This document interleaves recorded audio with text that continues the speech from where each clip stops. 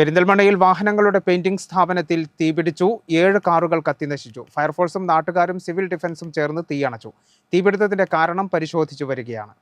അടിത്തറയുള്ള ബന്ധങ്ങൾക്ക് ഉറപ്പുള്ള വിശ്വാസം. Koolath tiles, marbles, sanitary ware and CP fittings. Kozhikode Palakkad ദേശീയപാതയിൽ തിരൂർക്കാട് ITCക്ക് മുൻവശത്തുള്ള വാഹനങ്ങളുടെ പെയിന്റിംഗ് നടത്തുന്ന ഓട്ടോ കെയർ സ്ഥാപനത്തിലാണ് വെള്ളിയാഴ്ച രാത്രി 10 മണിയോടെ തീപിടുത്തമുണ്ടായത്. 7 കാറുകൾ കത്തിനശിച്ചു. സ്ഥാപനത്തിനകത്ത് നിർത്തിയിരുന്ന 7 കാറുകളാണ് നശിച്ചത്.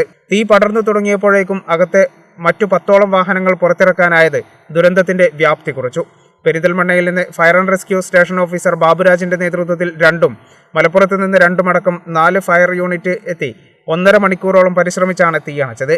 നാട്ടുകാരുടെയും അഗ്നിരക്ഷാസേനയുടെയും സിവിൽ ഡിഫൻസ് വോളണ്ടിയർമാരുടെയും അവസരോചിത ഇടപെടലിൽ കൂടുതൽ നാശനഷ്ടങ്ങളില്ലാതെ തീയണയ്ക്കാൻ സാധിച്ചു.